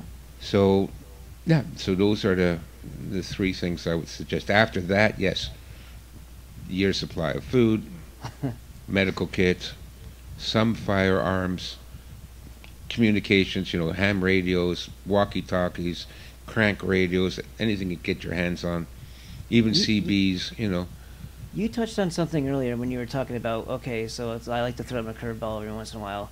We're gonna get lost in the woods and try to find our way out. What do they call that again? I forgot what that's called. It's something earring. It's something that I can't remember. Like,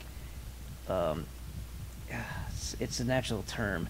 Like when you're trying to, was it Jason that you were teaching it to? Yes. Actually, that one time when Yeah. you made him find his way in and out of things, and then he took a course on this thing. I can't remember the name. Orienteering.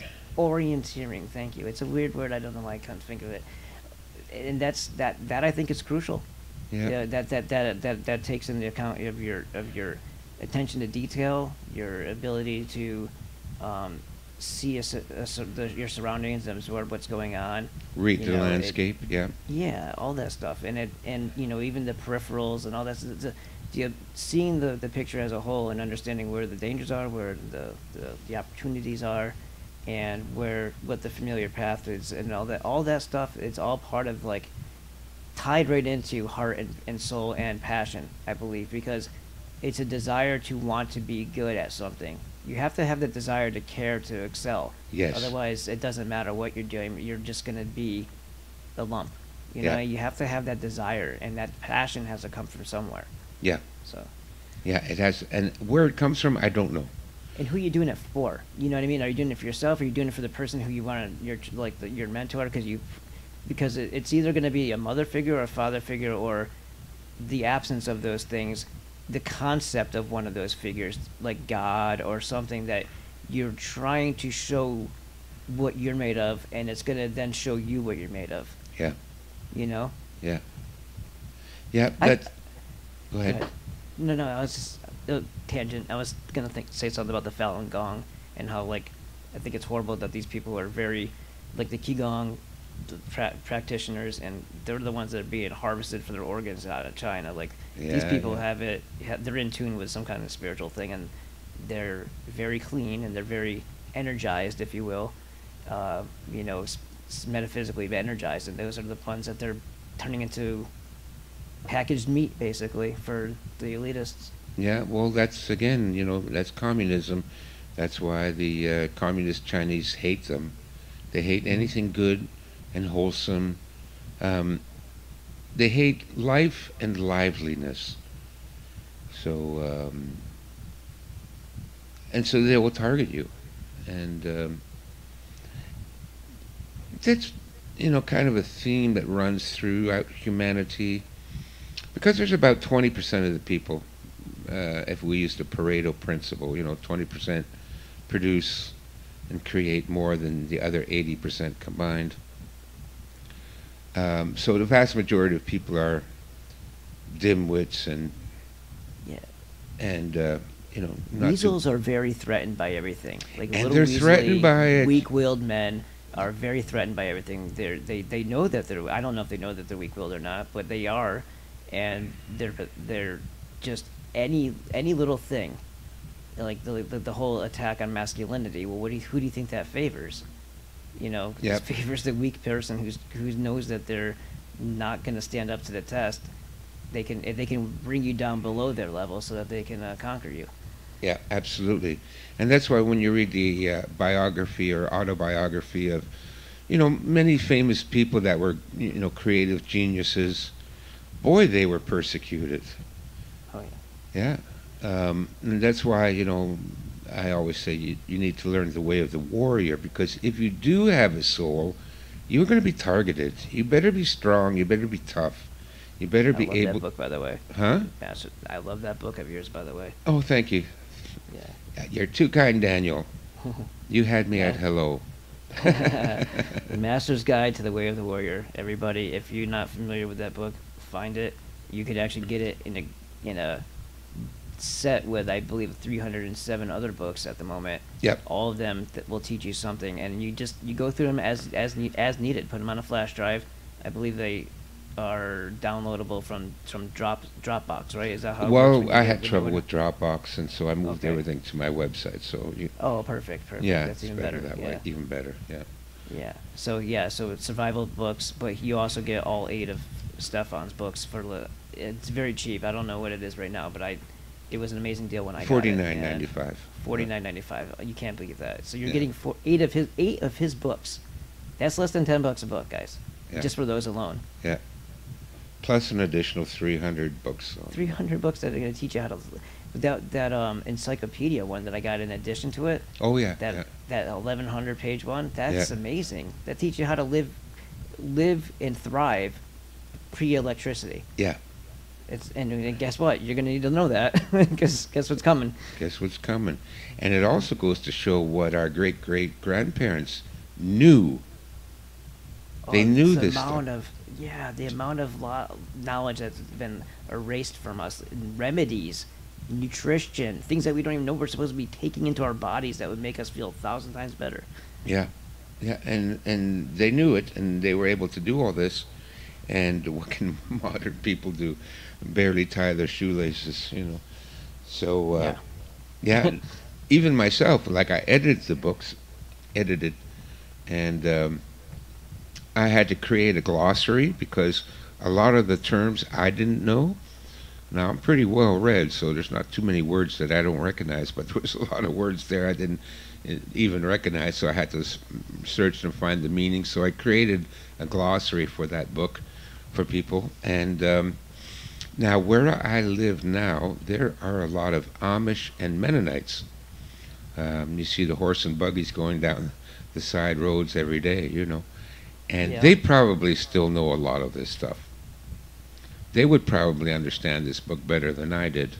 My grandmother on my dad's mother, right? She grew up in a Mennonite family. Okay. So yeah, they're Pennsylvania Dutch, German, whatever Yep. you want to call it. Mixed with the Irish. Yep. Because that's rare. German Yeah. Irish, right? Yeah. Yeah.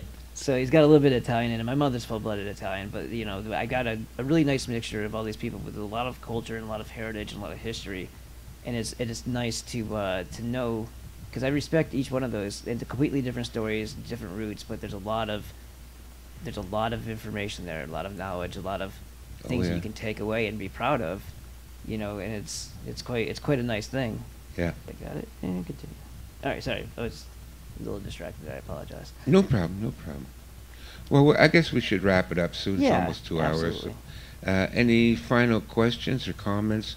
I know it's been kind of rambling, but No, it's not been rambling though. I think it's good that we did this because it touched on a lot of things that, you know, if you're analyzing any of this that's going on right now, you're thinking about this subconsciously or quite, you know, out in the open. You have concerns. I mean, they're taking away food. They're destroying, you know, what is it, 97 different places that, you know, processed food had burned or blown up. You know, grain fields. Ukraine's grain has. Geez, the last time the Ukraine had anything going on with their wheat, that was the Holodomor, right? Yeah, yeah. That's when they stole it from them and just, you know, and you know, the way the history books will be written is like, oh, Stalin was just trying to make them gluten-free. Yeah, yeah. Oh, the same thing with the Irish potato family. Like, the Irish only ate potatoes. Like, they didn't have sheep or goats or cows Right. or pigs or wheat or corn. No, they didn't. Only had potatoes. That was the story we're given, right? Right, But exactly. there wasn't no potato family. They cut them off from the food, just like they're going to do now. The soldiers came in, stole their cattle, stole their sheep, stole their pigs, stole their chickens, stole everything. And They did that to the South during the Civil War, and That's then right. through Reconstruction kept on doing it. yeah, They would burn down the house, throw salt burn the field, throw salt in it, sow salt into the field so they couldn't grow ever again. yep, All kinds of stuff to people who were just families. They weren't soldiers. They weren't fighting back. Maybe their husbands were off fighting. Maybe that's why they got targeted and abused. But they would strip them naked in the winter time, yeah, take everything that they owned, yeah, and whatever they didn't want, they'd burn. yeah. It's disgusting. Just Let them disgusting. starve to death, because it's not killing them if you just let them starve to death, right? Right, right.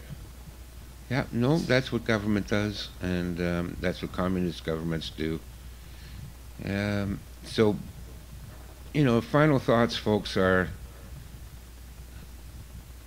get tough, you know, get strong, stay positive, do something nice for the kids. Try and get them, you know, take them out for picnics as often as you can, or whatever, or trampoline, disco night, or whatever, you know. Yeah, you know, it's amazing because we've been doing this. I think we just have had this feeling ever since, you know, our daughter was born, is that we need to really be hyper aware and sensitive and protect her from this world. And as things have been unfolding, we have been doing more and more to make her world like a fantasy, you know, because we don't know how long it's gonna go on before we can't do that anymore.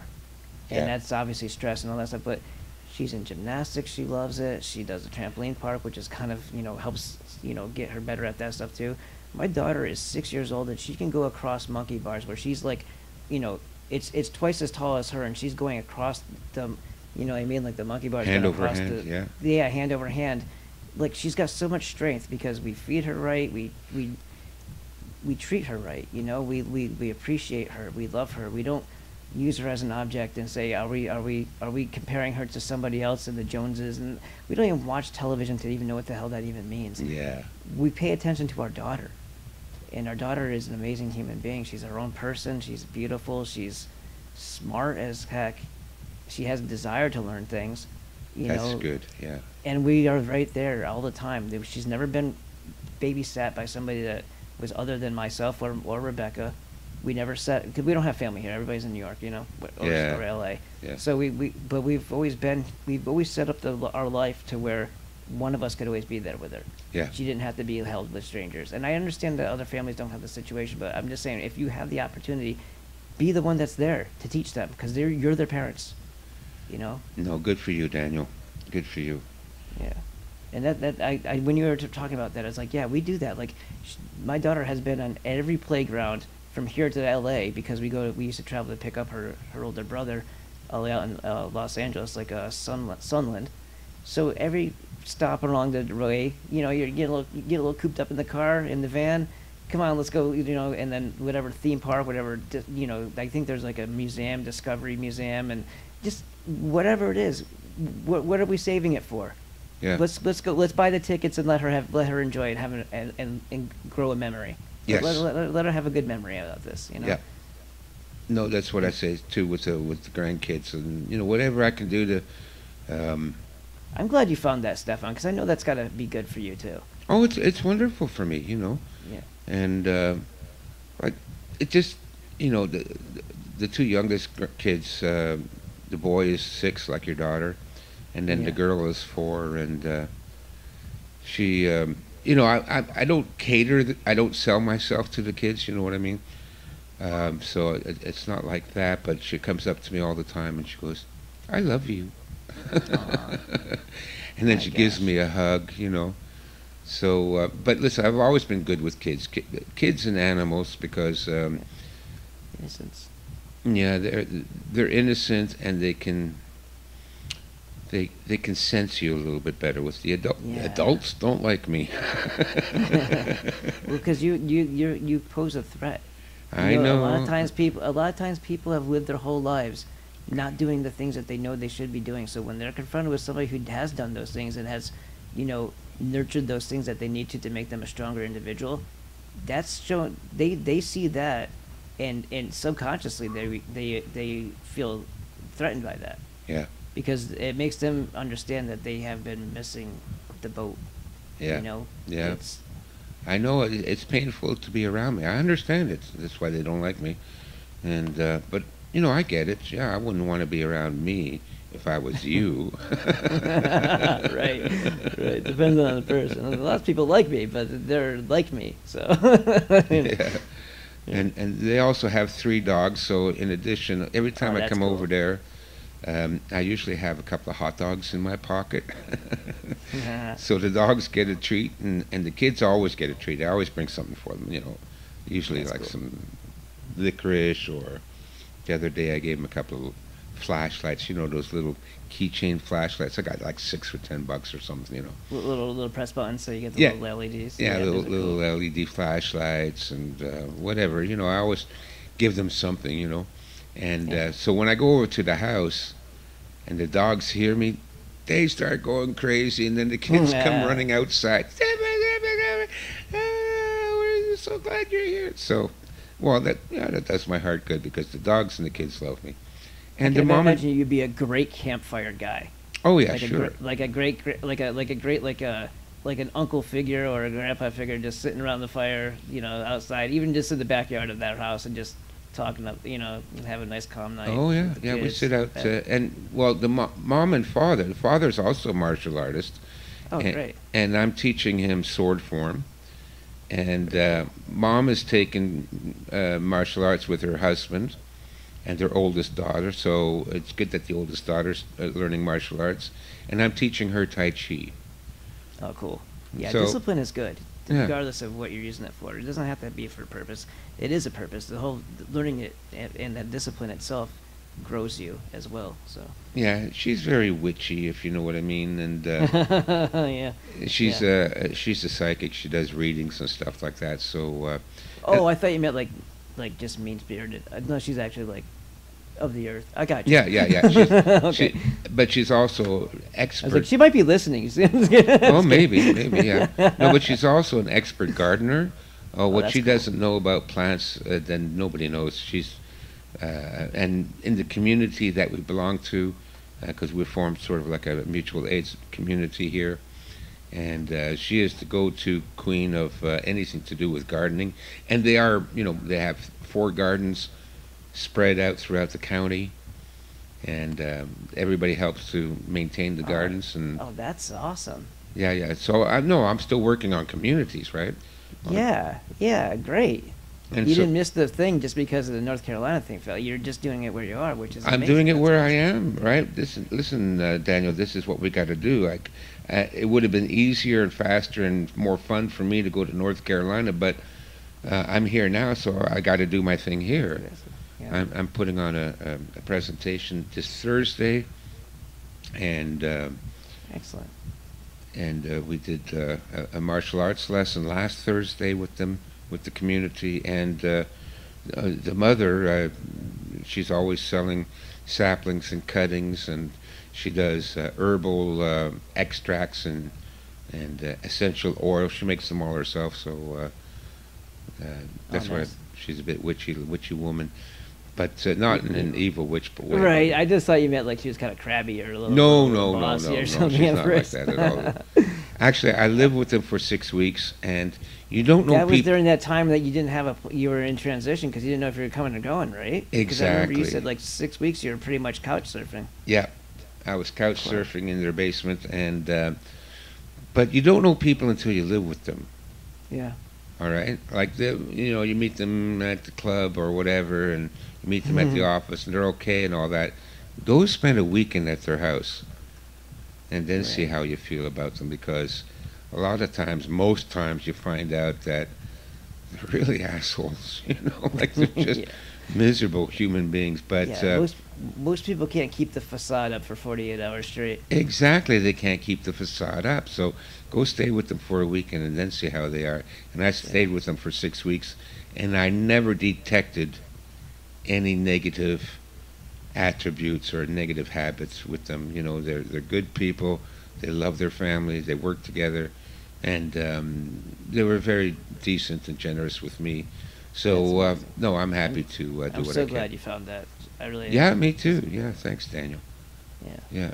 Yeah. Well, that's why I moved to this town, because after staying with them, I thought, no, you need to stay near people you trust and that you can work with. So it doesn't matter where in the world you are, so long as you've got people near you that are good people.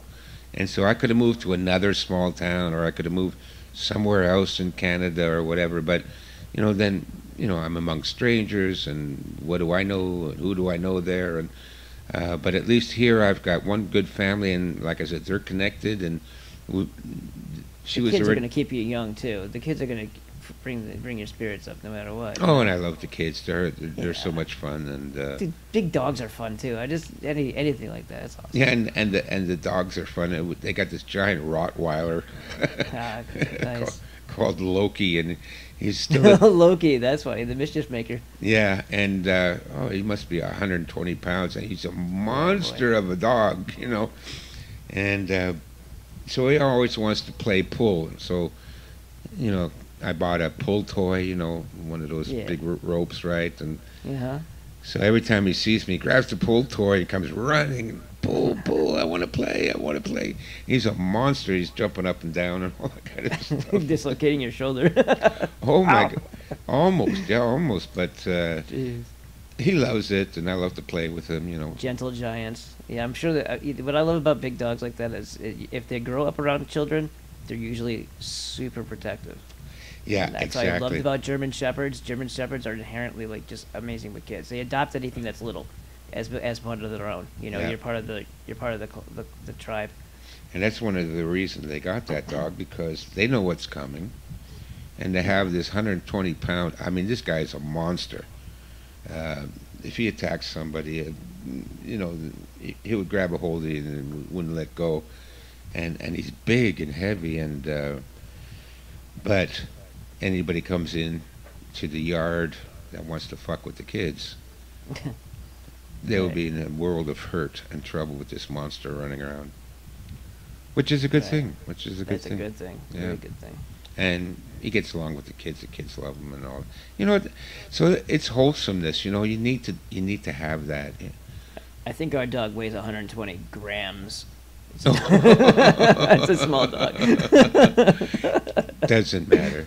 Yeah. So long as he barks a lot if strangers come around. Right. Then it's up to me to do the rest. Yep. And then it's That's up to funny. Daniel to take care of it. Yeah. Well, sir, it's been remarkably amazing 2 hours we've spoken, and I can't thank you enough. It's been too long since we've talked, and I really appreciate it. I will, once I get this thing kind of doctored, I got to work at the store. My store's closing Thursday for good, right? For good? Yeah, it's okay though, because the guy's taking it over. He's gonna continue to buy my sauce from me. Okay. But I'm not gonna be paying the $7,000 in overhead and labor and Oh shit. rent yeah. anymore, Yeah, which has yeah. been killing me. Right. Yeah. And I noticed that things are getting scarce, so it's only going to be a matter of time before bottles are gone. So Yeah. it'll be a matter of time before I can't get label material or an ingredient for the sauce. So things are going to have to start changing in my life if I want to keep sustaining the life that we have. And I know that's coming. I know the jars and stuff like that will be, but the $7,000 of overhead. That Yeah, means no, I have to that's make killer. Yeah, I have to make $7,000 worth of sauce just to hit zero. Yeah. That's a lot of material. That's a lot of bottles. Yeah. So what I was thinking is get out now while you still have some stock, Right. and then you can sell the internet. Sell the internet at, and you can make $7,000 less and still sustain the same life because you're not throwing it right back out the door again. Yeah. No, smart, Daniel. That's a good move. I'm glad you made that move. Yeah. Don't second guess yourself on that, but that's exactly it. You become a producer, and you can sell online, and you can sell direct, B2B, right, to other. Right, and they got things in the works already with that, and But maintaining a storefront in this economy, so no, hard. no. And 3 hours away from my house too. I mean, that's what I'm doing tomorrow. I'm driving straight there. 3 hours. I've been Oh doing my it for God, 5 you must have years. been under intense pressure these last few years. Yeah, we left California because of the pediatricians, and we knew we were outnumbered. We know how they like to use their little minions in DCS and CPS. So we just wanted to get ourselves out of there Yeah, and go to a state that wasn't going to try to push needles in my daughter's arm. yeah, So yeah, we got out of there, and I happily did it for the last 5-6 years, right? yeah, But now we have to make another change, and then it's fine. yeah. But I put up with it. I went there twice a week, or once a week, or sometimes 3 times a week when we didn't have employees that we could trust. Back Yeah. and forth, 300 miles round trip. Jesus Christ. And I'm sorry, Yeah. it's 180 miles one way, so it's almost 400 miles each time. Oh my God. Yeah, no, that's Yeah. too much, Daniel. You did the right thing. Good decision. Yeah, and with gas now, I'm going to save a ton just not having to go back and forth. Yeah, Right? yeah. Now with the gas prices, exactly. Yeah. No, you're saving yourself a ton of money, and then, well, transition into becoming a producer, and then, of course, you got to have some other side gig. Yeah, and that's why I think this radio show that's going to pop off I pretty was well. just going I've to already say the got radio some, show. Yeah. I've got a publicist that's already going to try to book me on other people's shows, so I can maybe build my audience that way by going on other people's things. And I would love to see you get over here if that's something that you feel would make you, I mean, like one survival tip a show. You could do a 30-minute show and just like, this, or if you're in this area, this type of food is good. This type of food will kill you. This type of mushroom you shouldn't touch. You shouldn't touch mushrooms, period, in my opinion, because they all look alike. So it's very scary to try to eat mushrooms as a sustaining thing, Yeah. But yeah, I mean, you could. There's so many things you could do with it, and each one of them could tie right back into building communities or your books or your survival book collection. I think you and I should talk about this off, or maybe talk about it with George on like a Skype call. Yeah, yeah. Because I think you guys would actually find a niche for yourself, and just find a time that's easy for you. Yeah, I'll definitely take it under consideration. If you want to set something like that up, or talk to George and then set up. Yeah, I'll send him an email, and I'll just give him your info, and then Okay. he'll contact you. Yeah, okay. I'll Yeah. definitely consider it. We need good talent, and we need real Yeah. all the time. People of value, the more lives you touch, the better off the rest of the world is. And you're one of those people of value, sir. So I want you to make sure that you get the, it might be a selfish reason. I want us to all to survive, Yeah, hello. and myself Yeah. included. So. Yeah. You're just in it for yourself. Yeah, I want to Right. live, and I don't want my daughter to die from some insane poison injection. Right. Yeah. Call me crazy and call me selfish, but those are my driving factors right there. Yeah. One of the mothers at the last meeting for the community expressed concern. She says she's got 4 kids, and she's terrified that they're going to mandate the injection for them, and that CPS will come for them. That is what they plan on doing. That's what they're the step planning. level. And Yeah. she's terrified about that. And I said, okay, listen, I already got a plan for you. We're going to set up a series of safe houses. So your kids can come and stay here for a month. They can come there for a month. Then they can go there for a month. And CPS is never going to find them. Underground Railroad style. Yeah, Underground Railroad style. And that's the way we're going to have to think these days. Yeah. Yeah. Spycraft is such an important thing. Like, Yeah. if you can mingle with them, so they don't consider you a threat and they think you're one of them, they will pay less attention to you, and it's okay. Like, people don't get it. Like, a lot of times in these truther communities, they don't get like the mentality of somebody who knows how to do that. So they say, oh, that guy's a traitor, or he's hanging out with these guys, and these guys are blah blah blah, Freemason, whatever the weird thing is, whatever the Right. thing that gets stuck in their crawl, right? And they just Yeah. can't seem to get rid of it. They can't see past this like very superficial understanding of things. It's like, but you don't understand. Those people who can, have one foot in both sides, they survive because nobody is their enemy. Everybody, like the people who know who they really are, know what they're doing, and the people who don't know who they really are, trust them. They don't think of them as being a threat. Yeah. So they've got the best of both worlds going for them. Yeah. You're gonna look the other way. They're not even gonna look. They're not even gonna pay attention to you. Yeah. So. That's the way to go. Absolutely. Yeah. Spycraft is the way to go. That's cunning, spycraft, adaptation, all that stuff. Yeah. You need to know how to just do it without having to think about it either. Yeah. Yeah. Like, yeah. All right, sir. I'm sorry. I went off on another tangent there. No problem. No problem. All right. Well, it's Thank been you. a pleasure talking with you again, Daniel. Give me a call anytime you want me to come back on. Absolutely. ChinaStrategies.com. So I'll say that again without slurring my speech. ChinaStrategies.com.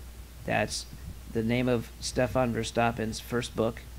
And he has 8 total, including one he Blind Zen is actually written for the blind. Am I not? Yes. Am I wrong? Yeah. That's amazing. Yeah. The man is very multifaceted. He thinks of everybody, and he puts a lot of detail, effort, and there's a calmness and a pace to his stylization of his videos and his story that stick with you, and you absorb more of it just by the way he does it. It's amazing. I highly recommend checking out his books, and if you want to get all his books plus numerous hundreds of survival guides and pamphlets and all these ways of like finding fuel, creating fuel like kerosene, all these amazing things that you could do as a survivalist. Yeah. Through these books, it's $49.99 or $95. How can you go wrong with that? Yeah. And it helps him out, and it helps you out, and it could save your family. Yes. So, ChinaStrategies.com. And you can talk to him when you get there about his other website on building a community, if you're to that level of understanding of just how grave the situation is, and you're ready for the next step.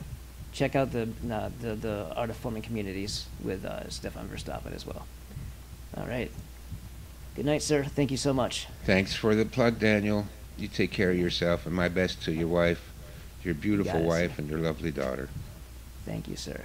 All right. Good night. Good night.